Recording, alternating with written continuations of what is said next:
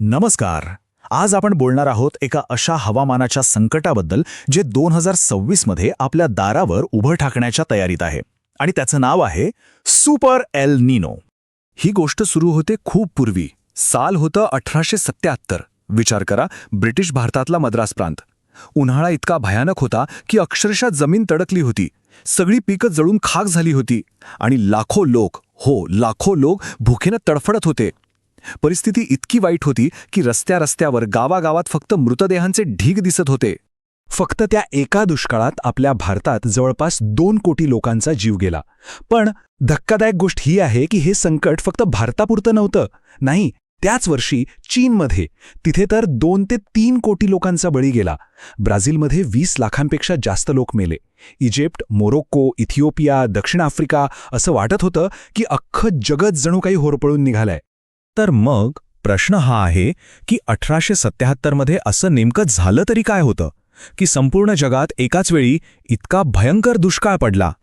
यामागे कुठलं युद्ध नव्हतं, भूकंप नव्हता किंवा कोणती रोगराई पण नव्हती. नाही, या जागतिक संकटाचं मूळ होतं हजारो किलोमीटर दूर पॅसिफिक महासागरात.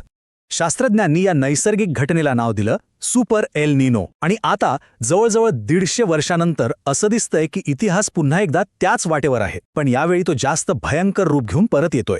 युरोपच्या सगळ्यात मोठ्या हवामान संस्थेनं एक इशारा दिलाय की 2026 मध्ये येणारा एल नीनो गेल्या 140 वर्षांतला सर्वात शक्तिशाली असू शकतो. तर मग चला आधी हे समजून घेऊया की हा एल नीनो नक्की आहे तरी काय, आणि तो आपल्या हवामानाचा सगळा खेळ कसा काय बदलून टाकतो. आपण असं म्हणू शकतो की पॅसिफिक महासागर म्हणजे प्रशांत महासागर आपल्या पृथ्वीच्या हवामानाचे एक मोठं इंजिन आहे. नॉर्मल परिस्थितीत काय होतं की ट्रेड वेंड्स म्हणजे व्यापारी वारे पूर्वेकडून पश्चिमेकडे वाहतात, म्हणजे दक्षिण अमेरिकेकडून आशिया आणि ऑस्ट्रेलियाकडे, आणि ते जाताना समुद्रावरचं गरम पाणी सोबत घेऊन जातात. पण ज्या वर्षी एल नीनो येतो ना, तेव्हा हे वारे कमजोर पडतात. कधीकधी तो उलटेच वाहू लागतात आणि याचा थेट परिणाम होतो पावसावर. बघा, साधारणपणे जिथे गरम पाणी जमा होतं म्हणजे ऑस्ट्रेलिया आणि आशियाच्या जवळ, तिथे ढग बनतात आणि चांगला पाऊस पडतो. पण एल नीनोमुळे काय होतं? हे गरम पाणी पूर्वेकडे सरकतं. मग पावसाचे ढगही समुद्राच्या मध्यभागीच तयार होतात आणि याचा परिणाम ऑस्ट्रेलिया, इंडोनेशिया आणि आपल्या भारतासारख्या देशांमध्ये पाऊसच कमी पडतो आणि दुष्काळाची परिस्थिती तयार होते. पण आता येतोय खरा चिंतेचा विषय. 2026चा सुपर एल नीनो 1877 पेक्षा वेगळा का आहे, जास्त धोकादायक का आहे? याचं एकच उत्तर आहे क्लायमेट चेंज, म्हणजेच हवामान बदल. बघा, क्लायमेट चेंजमुळे आपली पृथ्वी आधीच म्हणजे इंडस्ट्रियल रेव्होल्यूशनच्या आधीपेक्षा सरासरी 1.4 डिग्री सेल्सिअसने गरम झाली आहे. ही एक नवीन नॉर्मल पातळी आहे, एक धोकादायक पातळी. आणि या तापलेल्या पृथ्वीवर आता एल नीनोचा तडाखा बसणार आहे. हे किती गंभीर आहे हे समजून घेण्यासाठी एक कल्पना करा. समजा एक खोली आहे जिचं तापमान आधीच 40 डिग्री आहे आणि अचानकच कोणीतरी येऊन तिथे एक मोठा हीटर चालू करतो. बस, आजचा हवामान बदल आणि सुपर एल नीनो यांचं मिश्रण म्हणजे अगदी हेच आहे. म्हणजे बघा, 1.4 डिग्री सेल्सिअसची ही वाढलेली बेसलाईन आणि त्यात एल नीनोमुळे होणारी साधारण 1.5 डिग्रीची भर, हे दोन्ही एकत्र आलं की जागतिक तापमानातली तफावत 2.9 डिग्री सेल्सिअसपर्यंत पोहोचू शकते. हा आकडा पुन्हा एकदा ऐका, 2.9 डिग्री. मानवाच्या आजपर्यंतच्या इतिहासात तापमानाने इतकी मोठी आणि इतकी भयानक उडी कधीच मारलेली नाहीये. ठीक आहे, हे सगळं झालं जगाबद्दल. पण याचा आपल्या देशावर, भारतावर काय परिणाम होईल? तर हा परिणाम एकटा येणार नाहीये. तो आपल्यासोबत 4 मोठ्या संकटांची एक साखळी घेऊन येऊ शकतो. पहिला संकट आपला मान्सून. अंदाज असा आहे की पाऊस सरासरीच्या फक्त 92%च पडेल, म्हणजे पाण्याची भीषण टंचाई. आता यातूनच दुसरं संकट उभं राहील, आपलं शेती क्षेत्र. भारतातले 51% शेती पूर्णपणे पावसावर अवलंबून आहे. पाऊस कमी म्हणजे सरळ पिकांचं नुकसान आणि शेतकऱ्यांची वाताहत.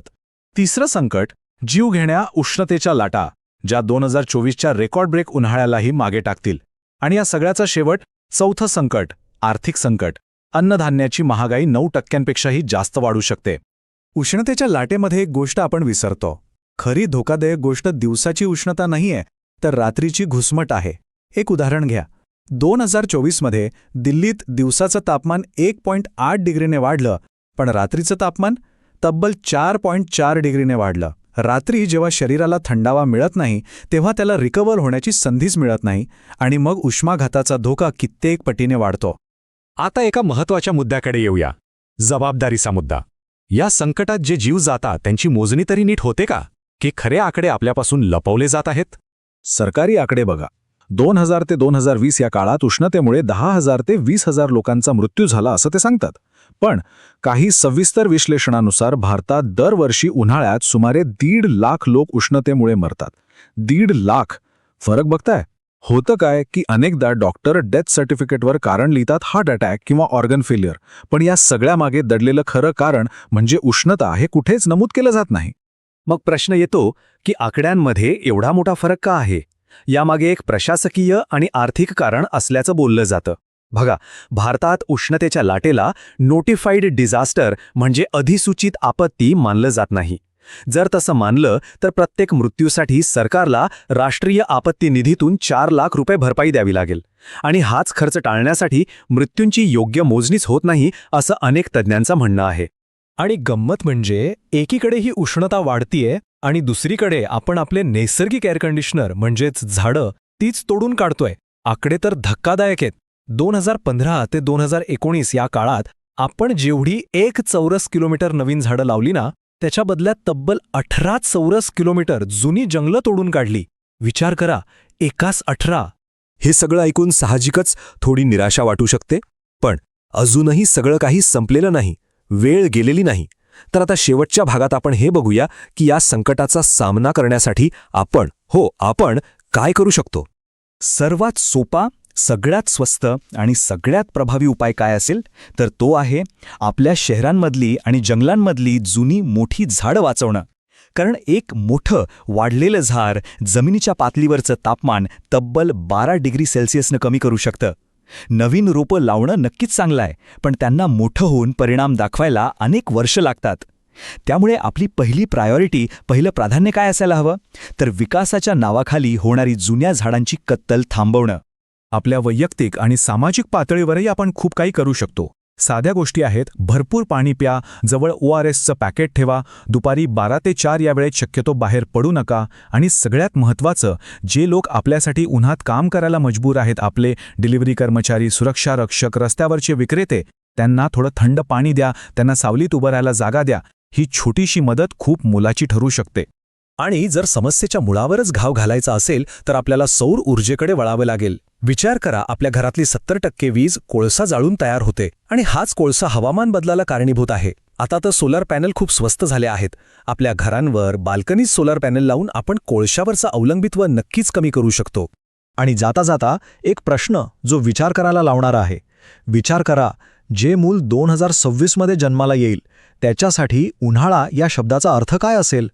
ज्या पिढीने कधी 35 डिग्रीचा तो सुखद उन्हाळा अनुभवलाच नसेल त्यांच्यासाठी 45-50 डिग्रीचा जीवघेणा उन्हाळा हाच नॉर्मल असेल का? या प्रश्नावर विचार करण्याची आणि त्यावर कृती करण्याची वेळ आता आपल्या हातातून निसटून चालली आहे.